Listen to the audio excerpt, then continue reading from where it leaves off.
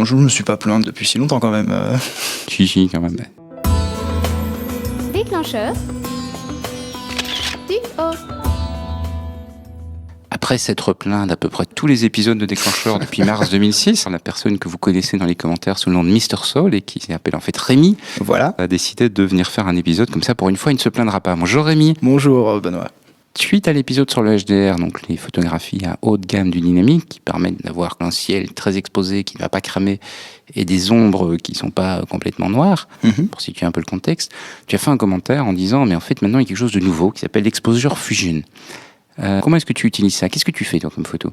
Alors moi je fais de nombreuses photos, mais en ce moment je fais beaucoup de photos panoramiques, et c'est vrai que j'utilisais beaucoup de HDR sur quasiment toutes les photos. Pour le panoramique, on a très vite besoin d'augmenter la dynamique d'une image. Par exemple, quand on a le soleil bas, on a sur la même image en même temps le soleil de face et en même temps le soleil de dos. Donc on va avoir une image qui va être à la fois cramée, donc quand on vise le soleil, et à la fois exposée à peu près normalement, on va dire, quand on a le soleil dans le dos. Donc voilà, c'est pour ça qu'on a vraiment besoin en photo panoramique du HDR, de ce genre de choses. J'ai fait une mission à Djerba où il fallait développer beaucoup d'images panoramiques. C'était des visites virtuelles sur les zones touristiques françaises. C'était dans les 3000 photos à peu près sur un mois de prise de vue. Donc c'est quand même des gros volumes. Étant donné que c'était exclusivement des photos en HDR, pour gagner du temps, j'ai dû chercher d'autres méthodes, comme par exemple l'exposure fusion, qui permet de gagner un petit peu de temps et surtout de la qualité parce qu'il n'y a plus besoin de retoucher après les images. Dans le concept, donc le principe est similaire. Il s'agit bien de faire plusieurs photos et comme le nom l'indique, fusionner ces différentes expositions. Voilà, en fait, au niveau de la prise de vue, donc c'est similaire. On va faire plusieurs photos comme du HDR classique. C'est après au niveau du montage que ça diffère. C'est beaucoup moins de temps. En fait, on va passer directement à une sorte de tone mapping. Sur une prise de vue HDR classique, ça va prendre à peu près 6-7 minutes. Sur des images infusées, comme je l'appelle, ça va prendre à peu près 4 minutes. Voilà, donc ça fait quand même un gain de temps. À peu près 50% de même temps. Voilà.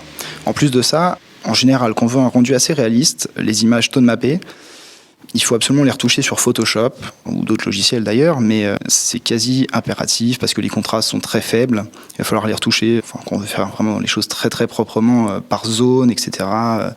Ça peut prendre beaucoup de temps, alors qu'une image qui est passée directement dans les procédés d'exposure fusion sont quand même très propres en sortie.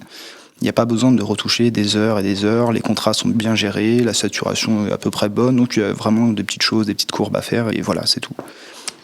Le gros point de différence, pour être tout à fait clair, c'est que quand on fait du HDR, donc la technique classique pour gérer ces grandes dynamiques, on a bien 2 étapes. Donc on groupe les photos et puis après on ramène ça à du 8 ou à du 16 bits.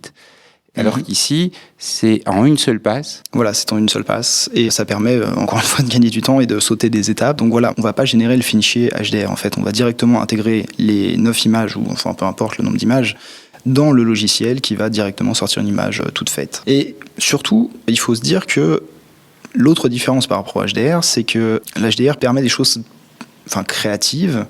Il y a plus de mal, c'est beaucoup plus long pour créer des choses réalistes et utilisables comme si c'était une photo classique, alors que les images infusées, disons, vont donner tout de suite un rendu très réaliste et beaucoup plus réaliste, disons, parce que dès qu'on a des très grandes gammes, quand même des grandes gammes de contraste. Donc mais ça reste quand même beaucoup plus réaliste que des images classiques. Le HDR a été créé en premier pour de la 3D. Alors on va faire très simple. Par exemple, quand on a une sphère en 3D dans un logiciel, pour lui apporter une lumière réaliste, on va lui mettre une sorte de photo panoramique en fait autour. Le HDR en fait va permettre d'être dynamique. Par exemple, si la boule s'assombrit, on va pouvoir avoir des zones, par exemple une fenêtre qui va être réaliste. On va voir le ciel bleu, ce genre de choses. Et ça a été créé pour ça. Donc c'est ça le souci, c'est que ça a été créé pour de la 3D et non pour de la photo. Alors que l'exposure fusion a vraiment été créée pour la photo exclusivement. Tu avais fait une analogie avec ces algorithmes de focus blending, voilà. Voilà, c'est quasiment la même chose. Donc le focus blending, c'est le même procédé, sauf qu'on va faire plusieurs photos à des zones de netteté différentes. Voilà, on va en faire plusieurs pour augmenter beaucoup la profondeur de champ. Donc ça s'utilise en général, moi je l'ai vu le plus pour de la photo macro. Et donc c'est assez similaire en fait. On va mélanger ces images en faisant des espèces de masques. Et après ça les assemble comme ça. Ça reconnaît les zones de netteté ou les zones de contraste intéressantes. L'algorithme d'Exposure Fusion est assez récent, hein. Ça a été publié dans le courant de l'année passée, je crois. C'est à peu près 6 mois, je dirais, peut-être un peu plus, parce que là, au niveau du temps, je suis un petit peu perdu. Tout au début, en fait, c'était un logiciel en ligne de commande, donc c'était quand même très particulier, il faut quand même connaître ce genre de choses, donc c'était vraiment pour les marchés de niche. Enfin, ça a été développé autour de Huygens, donc le logiciel libre qui permet de faire des panoramiques. On commence à voir apparaître des interfaces graphiques. L'offre n'est pas encore très très large. Il y a aussi des plugins pour Lightroom, ce genre de choses. Mais bon, pour l'instant, c'est pas encore... Oui, il n'y a pas encore un gros éditeur, on l'a pas encore en français. Voilà. Il faut quand même être encore un petit peu bidouilleur et parler l'anglais, quoi. On l'a pas dans Photoshop, ce genre de choses. Voilà, c'est pas... Enfin, voilà. Ça peut intéresser déjà certaines personnes. Et puis, ce genre d'algo, s'il fonctionne bien, en final, on finit par le retrouver un jour ou l'autre dans Photoshop, quoi. Voilà, très bien.